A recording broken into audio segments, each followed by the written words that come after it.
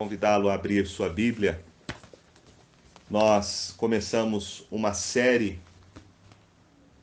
de meditações no livro de Êxodo e eu quero convidar você então para meditarmos juntos lá em Êxodo, capítulo de número 15. Texto de Êxodo, capítulo de número 15. Nós faremos a meditação do verso 22 ao verso de número 27.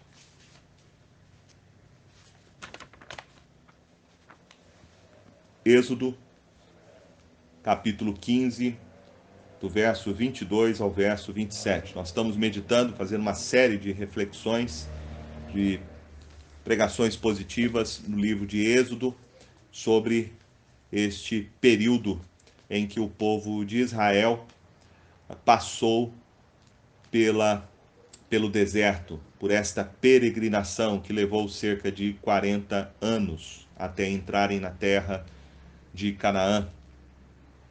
Nós temos aprendido algumas lições preciosas hoje pela manhã.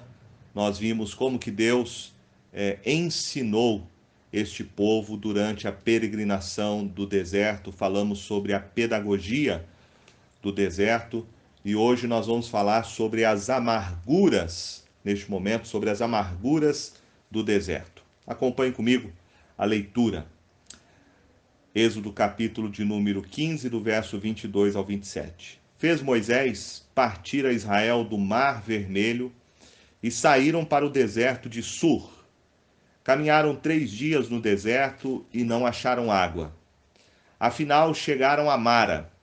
Todavia, não puderam beber as águas de Mara, porque eram amargas. Por isso, chamou-se-lhe Mara.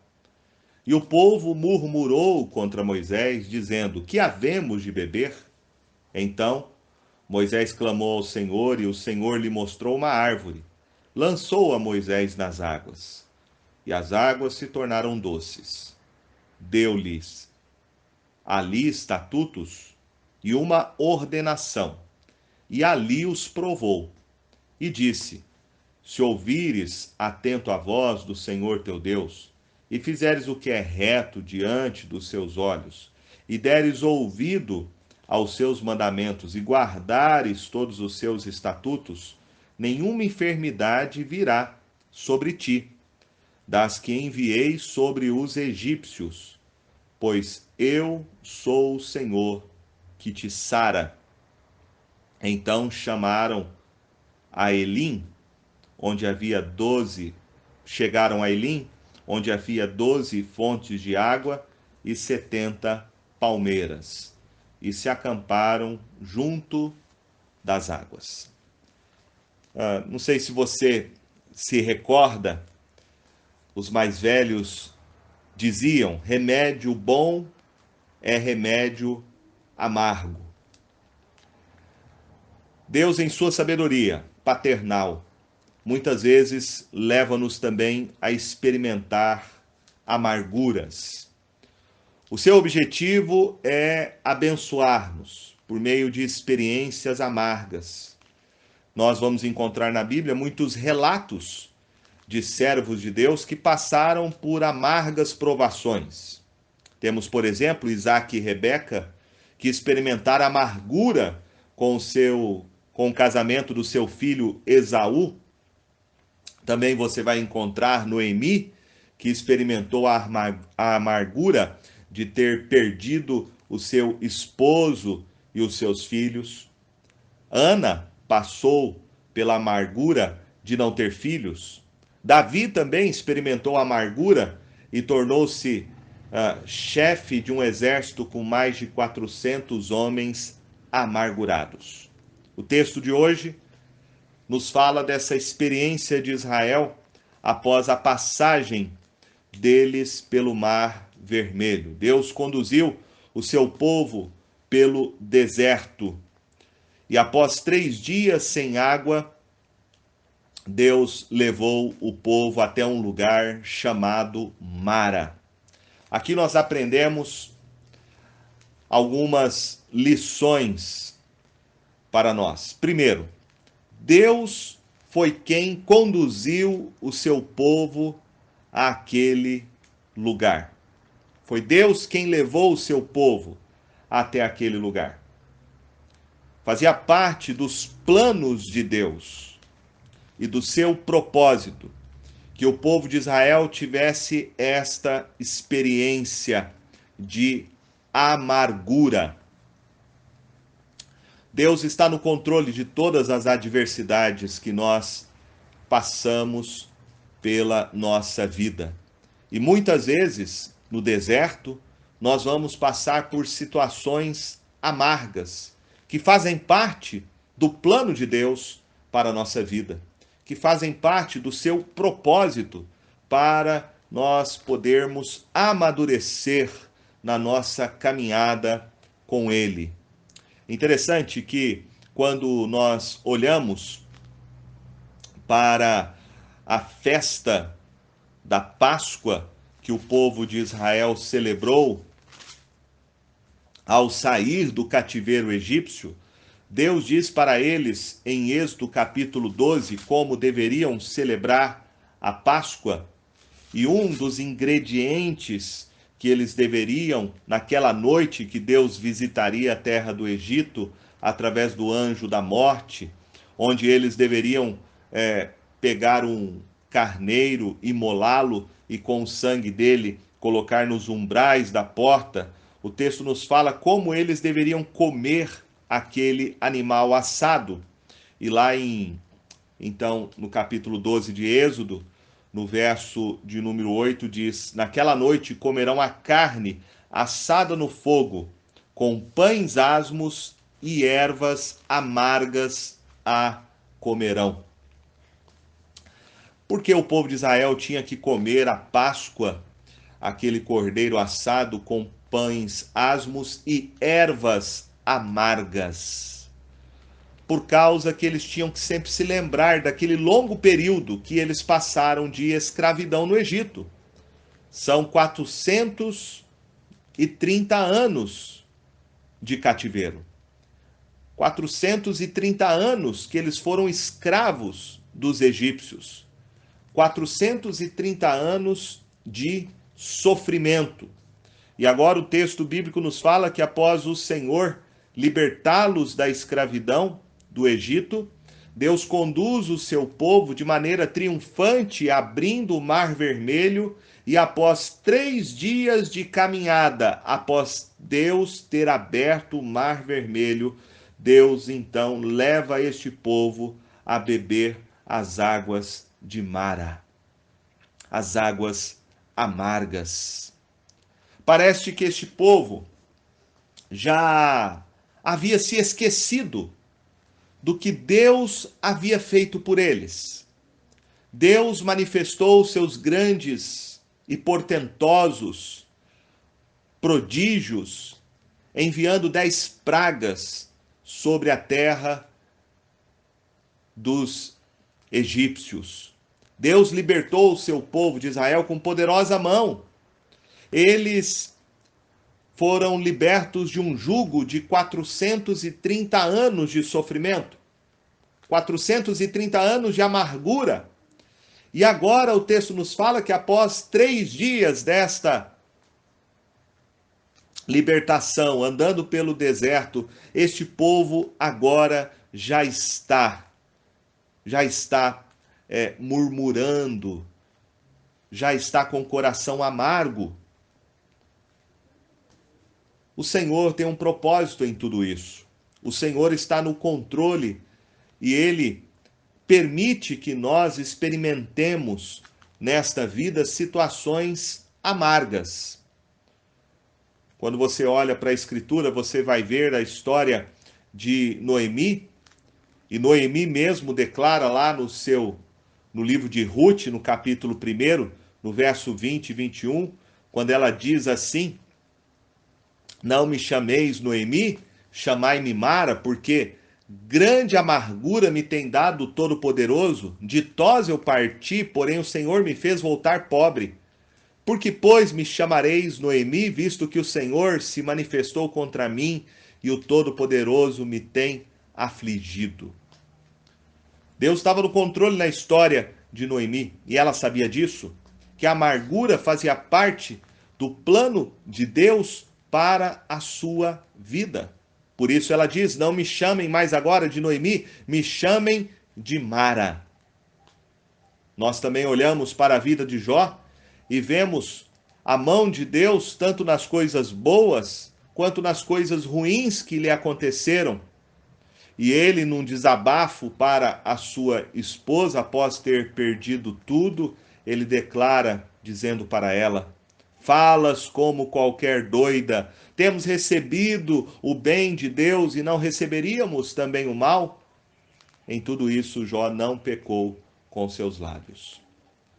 A primeira lição, então, que nós aprendemos é que nós vamos passar por situações de sofrimento, de aflição, situações que vão, muitas vezes, fazer com que nós tenhamos amargura. E aqui nós entramos, então, na segunda lição do texto. A amargura não é um acontecimento.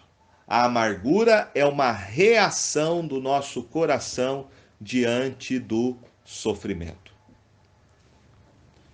Este local aqui, ele sempre existiu. Ele fica ao leste do Mar Vermelho. E ele passou a ser chamado de Mara, por causa da reação do povo. O texto fala que por isto, quando eles beberam as águas, eles chamaram aquele lugar de Mara. Verso 23. Eles estavam passando por um período de privação. Eram 3 dias e eles não acharam água para beber. O sofrimento é experimentado por todos os homens. A questão é como nós respondemos ao sofrimento. Como nós respondemos a momentos de privação. Como nós respondemos a situações que não se apresentam ser situações agradáveis ao nosso coração. Como nós respondemos às situações quando não nos sentimos satisfeitos com o que está acontecendo na nossa vida. Um palestrante e conhecido no mundo corporativo chamado Paul Meyer, ele diz que a vida é 10% daquilo que acontece comigo e 90% de como eu reajo às situações que acontecem na nossa vida. Nós precisamos aprender a reagir positivamente diante dos fracassos e as situações indesejadas. Em Provérbios capítulo 24, verso 10 diz: se te mostras fraco no dia da angústia, a tua força será pequena. Como nós reagimos diante das situações? Como nós reagimos diante das privações? Como nós reagimos diante das situações indesejadas? Precisamos guardar o nosso coração da amargura, das frustrações que acontecem na nossa alma. Portanto, amargura não é um acontecimento. Amargura é uma reação do coração humano diante do sofrimento, diante da adversidade. A terceira coisa que nós aprendemos nesse texto é que a amargura nasce quando somos frustrados em coisas necessárias. A água para o povo de Deus no deserto significava, sem dúvida alguma, a sua sobrevivência. E após 3 dias, caminhando à procura de água, eles encontraram essas águas impróprias para o consumo. As pessoas estavam sedentas, era uma multidão de gente, cerca de 3 milhões de pessoas. Se Deus estava no comando deste povo, e Deus estava de fato conduzindo este povo pelo deserto, Porque aquilo estava acontecendo. Deus libertou o seu povo do cativeiro após 430 anos de amargura, de sofrimento, e agora eles se deparam com esta situação. Deus, meus irmãos, tem um propósito em todas as coisas. Deus conduziu o seu povo a esta situação para ensinar algumas lições. E eu acredito que essas lições que nós precisamos aprender quando atravessamos o deserto são lições que nós precisamos examinar o nosso coração. Nós vamos perceber que este povo vivia para si mesmo. Este povo andava não pela fé, mas eles se deixavam levar pelas circunstâncias. E este povo nunca estava satisfeito com aquilo que Deus, na sua providência, colocava diante deles. Como nós podemos superar a amargura? Como nós podemos superar as amarguras? Como? Primeira coisa, não murmure. O texto nos fala no verso 24 que o povo murmurou. Murmurou. Murmurar é você produzir um som breve e baixo, né? Murmurar é você resmungar. É você sussurrar baixinho o seu descontentamento. Normalmente o conteúdo deste sussurro é a maledicência, é a queixa, é a difamação. Murmurar é o cântico da insatisfação e da incredulidade. Murmurar é a canção do inferno. É a expressão mais natural e pecaminosa da natureza humana. Deus abomina a murmuração. Porque quando um cristão murmura, ele está reclamando da providência de Deus na sua vida. Quando um cristão murmura, ele está falando mal de Deus e ele questiona na murmuração a bondade e o amor de Deus pela sua vida. Por isso que lá em 1 Coríntios, capítulo 10, verso 10, o apóstolo Paulo nos mostra o que levou este povo a não entrar na terra de Canaã. Por isso eles tiveram que andar por 40 anos e somente a segunda geração, a partir desta que saiu da terra do Egito, foi a geração que entrou na terra de Canaã.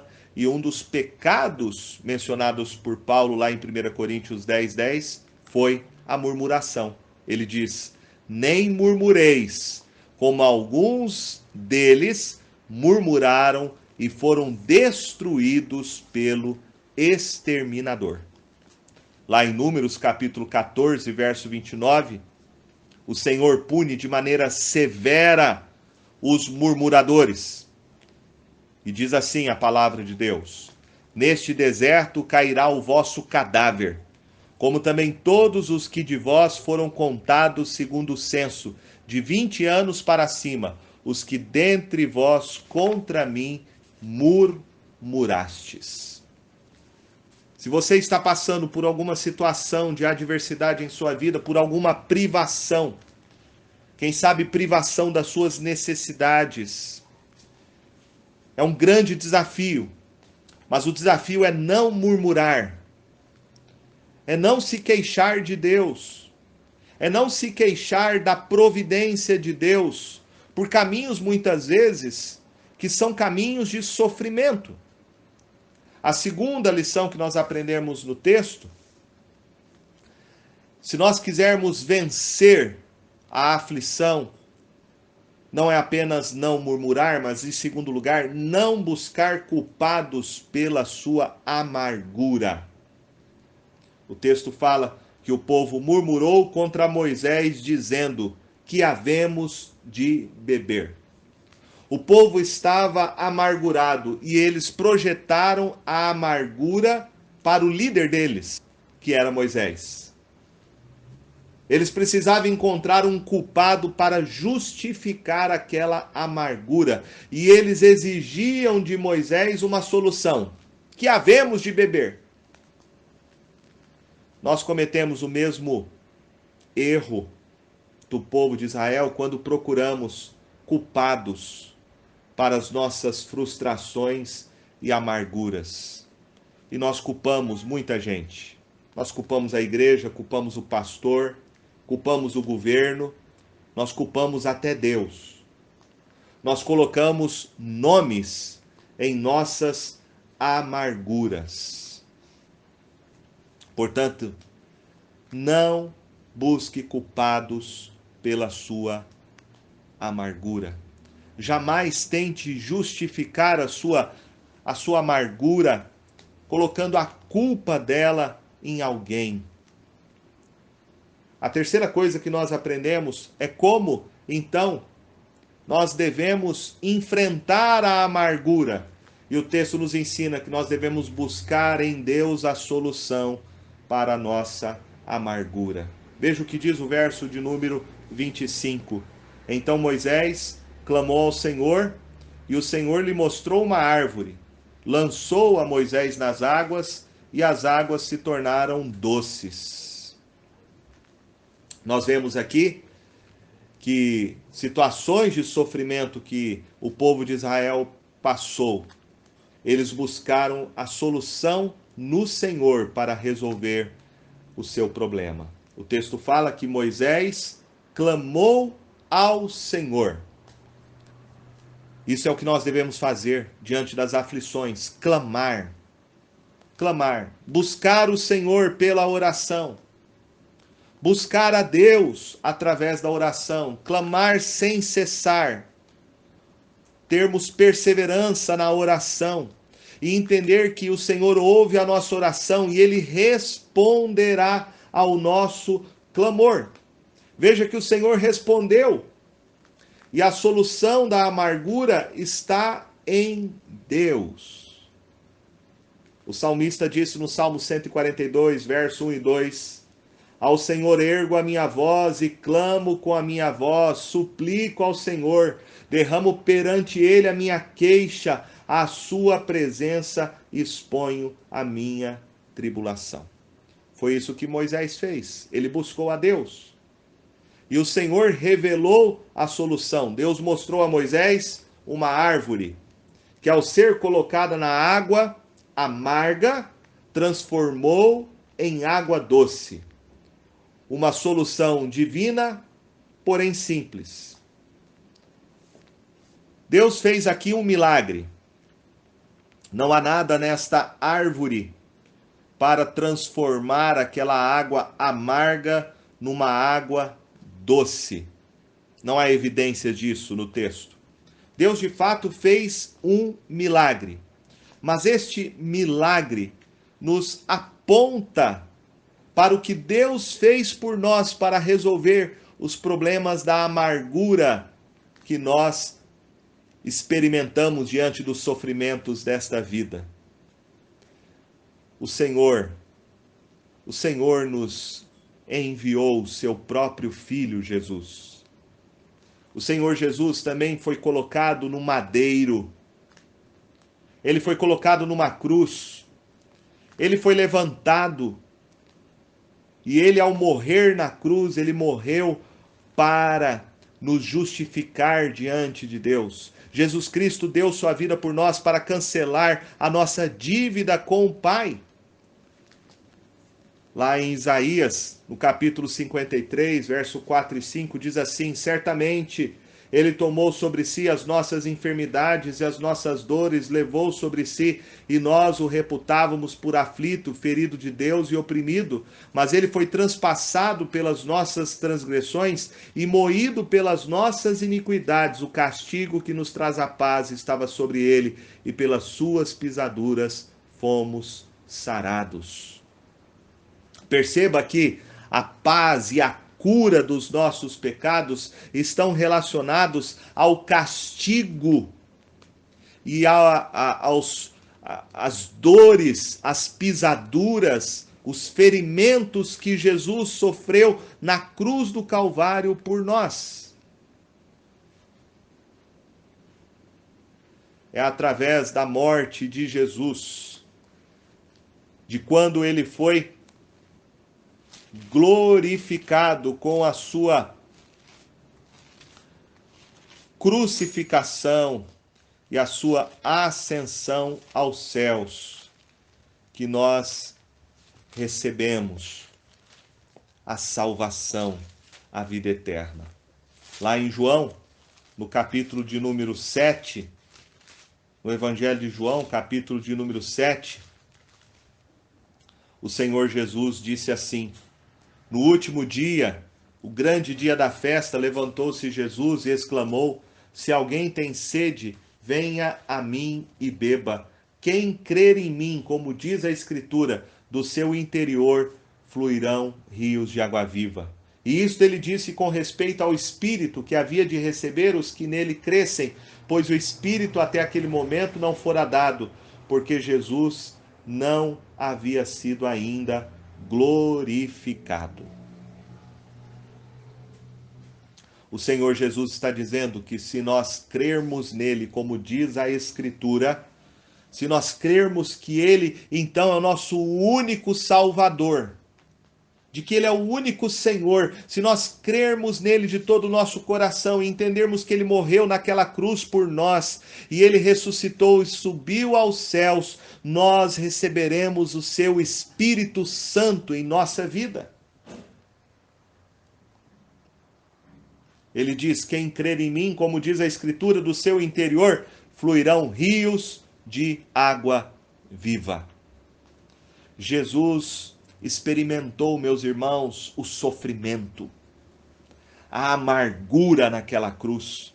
Ele bebeu o cálice da ira de Deus, o cálice amargo da ira de Deus no nosso lugar por causa dos nossos pecados, e através da sua morte, ressurreição e ascensão, aquele que crê nele recebe agora a fonte da água da vida. O Espírito Santo passa a morar no seu coração e de dentro de você flui rios de água viva, água abundante.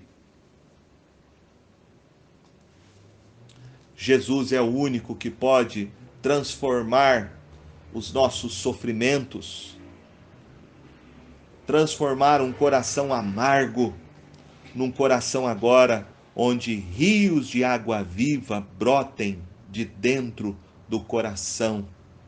Águas que curam a alma, águas que refrescam a alma, águas que podem agora não só saciar e preencher o seu coração, que é a presença do Espírito Santo daquele que crê em Jesus, mas também podem saciar a sede de muitas pessoas à sua volta. Através de você, o Senhor Jesus pode transformar o coração de muita gente que está vivendo um tempo de sofrimento, que está com o coração amargo. Nós aprendemos aqui no texto algumas lições, então, da amargura. Ir a Mara significou muito para o povo de Israel. Enfrentar amarguras é o método divino para formar o caráter do cristão. O verdadeiro evangelho de Jesus Cristo não isenta o cristão de passar por tribulações. O evangelho da tribulação foi pregado pelos apóstolos de Jesus. Lá em Atos capítulo 14, verso 22 diz: fortalecendo a alma dos discípulos, exortando-os a permanecer firmes na fé e mostrando que através de muitas tribulações nos importa entrar no reino de Deus. Quero destacar aqui 3 lições que nós aprendemos em Mara. Primeiro, nas amarguras a nossa fé é provada. Lá no capítulo 15 de Êxodo, verso 25 diz: então Moisés clamou ao Senhor, o Senhor lhe mostrou uma árvore e lançou a Moisés nas águas, e as águas se tornaram doces. Deu-lhes ali estatutos e uma ordenação, e ali os provou. E ali os provou. Em Mara, Deus começa a avaliar e trabalhar a qualidade da fé do povo de Israel que ele havia libertado do cativeiro egípcio. A única maneira de Deus poder qualificar a nossa fé é colocando a nossa fé em provação. Há uma diferença aqui fundamental entre tentação e provação. A tentação vem para nos derrubar espiritualmente. A tentação vem para produzir desobediência a Deus e causa infelicidade. Já a provação tem como objetivo o nosso benefício espiritual, a purificação da nossa fé e melhorar o nosso relacionamento com Deus. Vemos que Deus está então provando o povo de Israel, provando a fé deles, a confiança e a dependência deles no Senhor, que os libertou da escravidão do Egito e agora está conduzindo o seu povo pelo deserto até a terra de Canaã. A segunda coisa que nós aprendemos sobre as lições da amargura é que nas amarguras nós aprendemos a praticar a palavra de Deus. O texto fala que deu-lhes ali estatutos e uma ordenação. Na escola de Deus, primeiro ele aplica a prova, depois ele ensina a lição. A melhor maneira de nós aprendermos a palavra de Deus é aplicando a palavra de Deus em meio à tribulação. As verdades de Deus podem ser estudadas de maneira teórica, mas elas só são aprendidas quando obedecidas e praticadas em momentos de dificuldade. Tiago, no capítulo 1, verso 22, disse: tornai-vos, pois, praticantes da palavra e não somente ouvintes, enganando-vos a vós mesmos. O Senhor Jesus mesmo disse que aquele que ouve e pratica a palavra é como alguém que constrói a sua casa numa rocha. Ele resiste aos ventos impetuosos. Ele disse lá em Mateus 7, verso 24 e 25, todo aquele, pois, que ouve estas minhas palavras e as pratica, será comparado a um homem prudente que edificou a sua casa sobre a rocha, e caiu a chuva, transbordaram os rios, sopraram os ventos, deram com ímpeto contra aquela casa, que não caiu porque for edificada sobre a rocha. O Senhor prova a nossa fé em meio ao sofrimento, e na amargura nós aprendemos a obedecer a sua palavra, a praticar a sua palavra e não sermos meramente ouvintes do evangelho. Nas amarguras, em terceiro lugar, nós aumentamos o nosso conhecimento de Deus.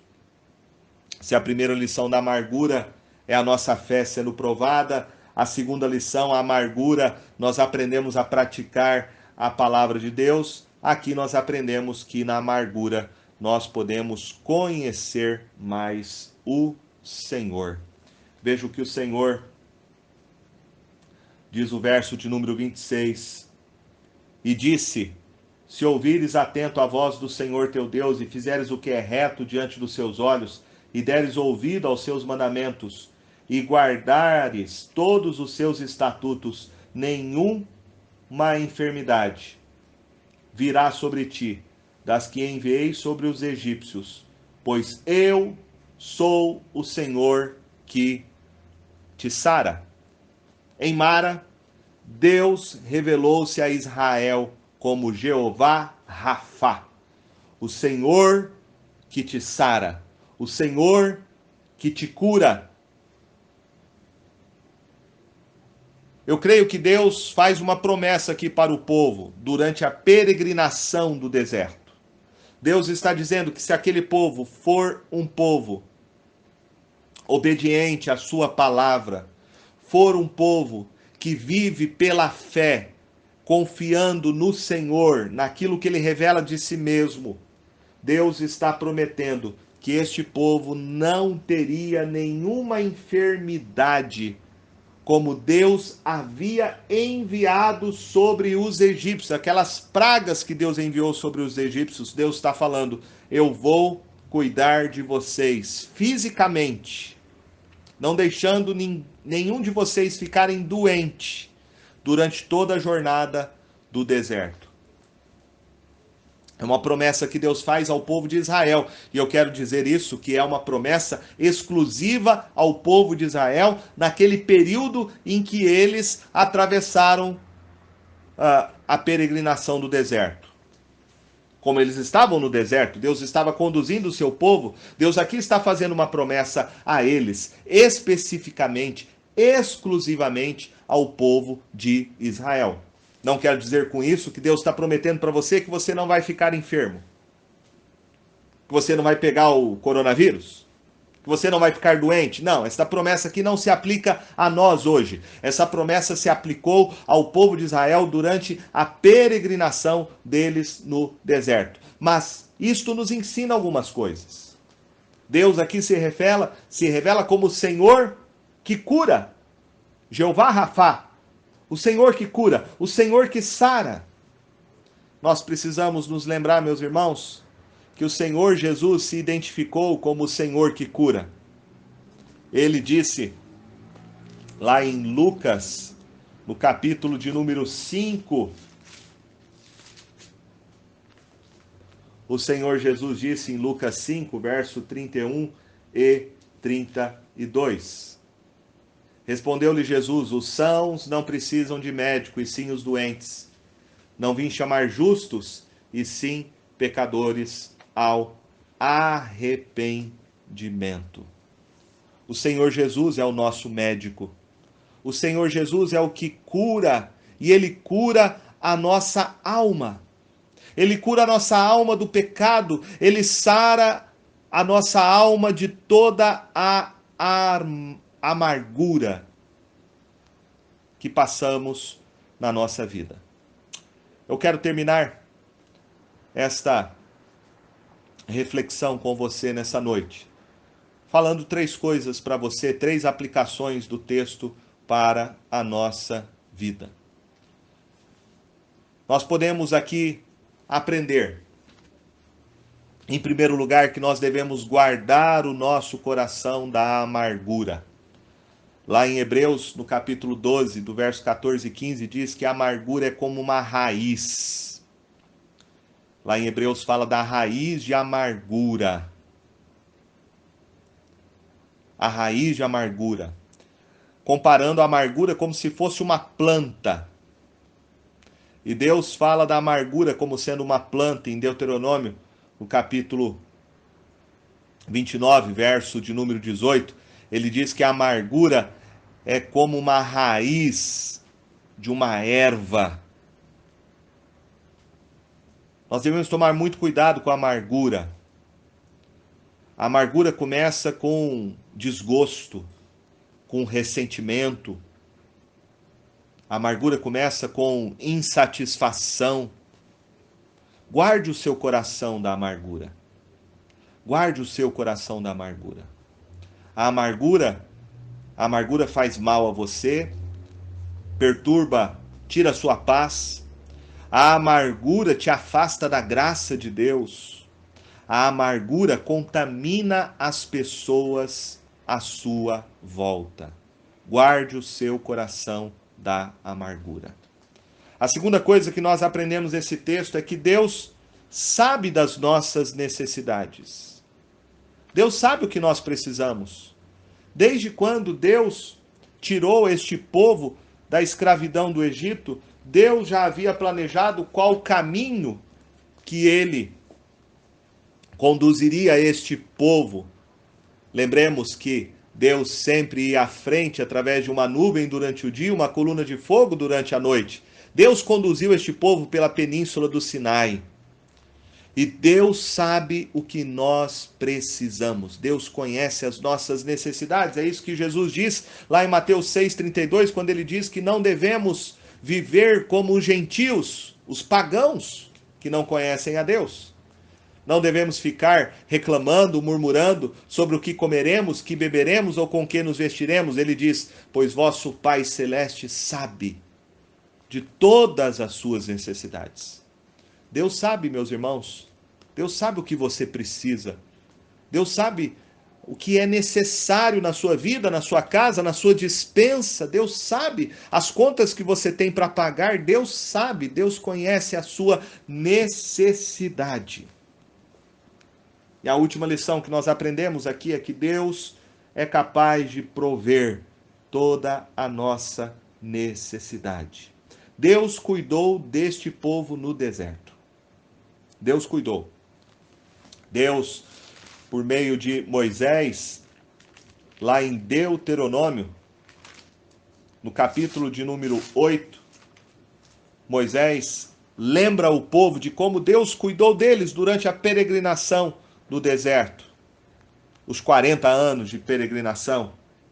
E lá em Deuteronômio, no capítulo 8, no verso de número 4, Deus, lembrando o povo de como cuidou deles, diz assim: nunca envelheceu a tua veste sobre ti, nem se inchou o teu pé nestes 40 anos. Deus cuidou deles fisicamente. Deus não deixou com que a roupa se envelhecesse, se desgastasse. E Deus não deixou que o pé inchasse, ou seja, mostrando que Deus cuidou deles fisicamente, da saúde deles. No deserto, Deus cuidou deles. O verso, logo em seguida, no verso 15, diz assim: que te conduziu por aquele grande e terrível deserto de serpentes abrasadoras, de escorpiões e de secura, em que não havia água, e te fez sair água da pederneira.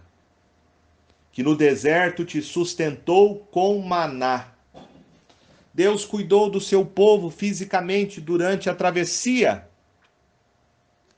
E Deus está aqui ensinando este povo a depender dele, a entender que toda a provisão que nós precisamos vem do nosso Pai, que enviou Jesus para ser o nosso Salvador.